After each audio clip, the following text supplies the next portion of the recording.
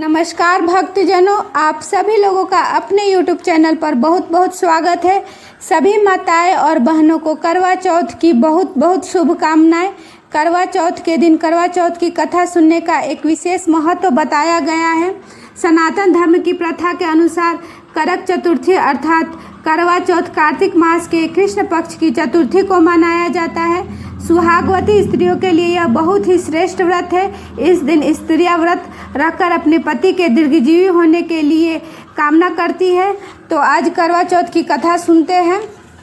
करवा चौथ की कथा में मांधाता कहने लगे कि जिस समय अर्जुन नीलगिरी पर तप के लिए चले गए तो उनके पीछे द्रौपदी खिन्न होकर चिंता करने लगी कि अर्जुन ने बड़ा कठिन कर्म प्रारंभ कर दिया है, किंतु विघ्न डालने वाले शत्रु अनेक हैं। इस प्रकार चिंता करके श्री कृष्ण जी से सब विघ्नों का नाश करने का उपाय पूछने लगी। द्रौपदी ने कहा कि हे सर्व जगत के नाथ, आप मुझे एक ऐसा व्रत बताने की कृपा करें जिसके करने से सभी विघ्न दूर हो जाते हैं। श्री कृष्ण कहते हैं, हे द्रौपदी, श्री पार्वती जी ने भगवान शंकर जी से यही प्रश्न किया था। तब श्री शंकर जी ने पार्वती जी से जो कहा था, हे द्रौपदी, वही करक चतुर्थी नाम का व्रत मैं तुमसे कहता हूँ। तुम ध्यान पूर्वक सुनो, यह सब प्रकार के विघ्नों का नाश करने वाला है।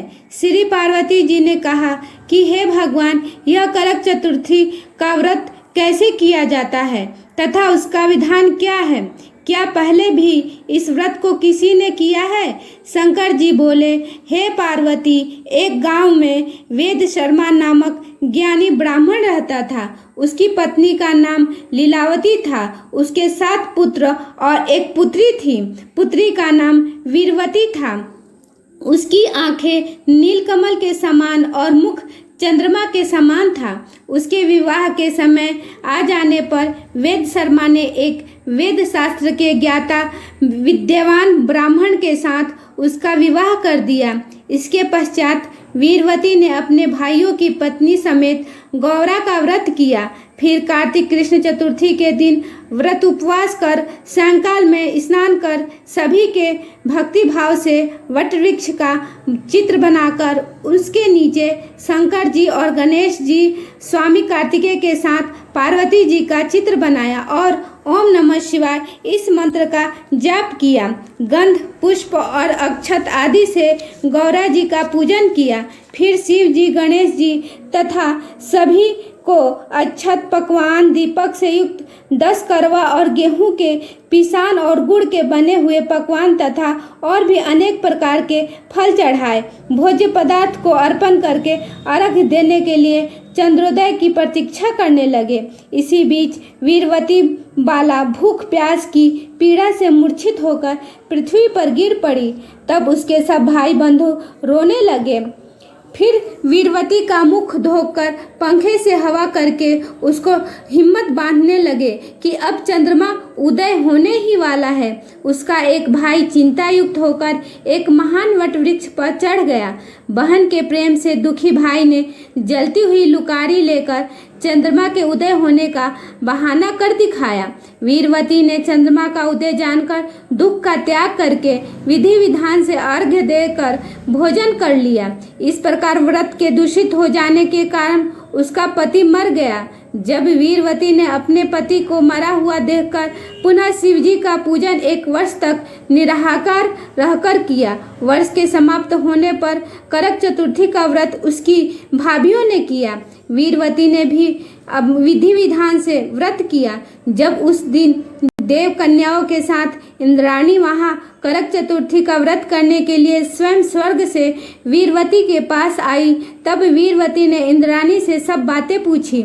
वीरवती ने कहा कि मैं करक चतुर्थी का व्रत करके अपने पति के घर आई तो मेरे पति मृत्यु को प्राप्त हो चुके थे। मैं नहीं जानती कि किस पाप के कर्म से मुझको यह फल मिला है।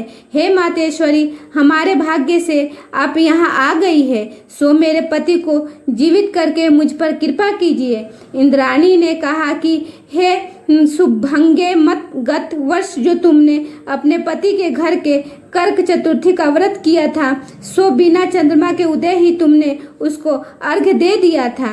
इसी से व्रत दूषित हो गया था और तुम्हारा पति मृत्यु को प्राप्त हो गया। अब तुम यत्न के साथ इस कर्क चतुर्थी का व्रत करो। तत्पश्चात इस व्रत के प्रभाव से मैं तुम्हारे पति को जीवित कर दूंगी। श्री कृष्ण जी कहने लगे कि हे द्रौपदी, इंद्राणी के वचन सुनकर वीरवती ने विधान पूर्वक उस व्रत को किया। इस प्रकार उसके करक चतुर्थी का व्रत करने से इंद्राणी ने प्रसन्न होकर जल के द्वारा अभिषिंचन कर उसके पति को जीवित कर दिया। वह देवता के समान हो गए। उसके पश्चात वीरवती अपने पति के साथ घर आकर आनंद पूर्वक रहने लगी। वीरवती के व्रत के प्रभाव से उसका पति धन धान्य पुत्र तथा आयु को प्राप्त हुआ।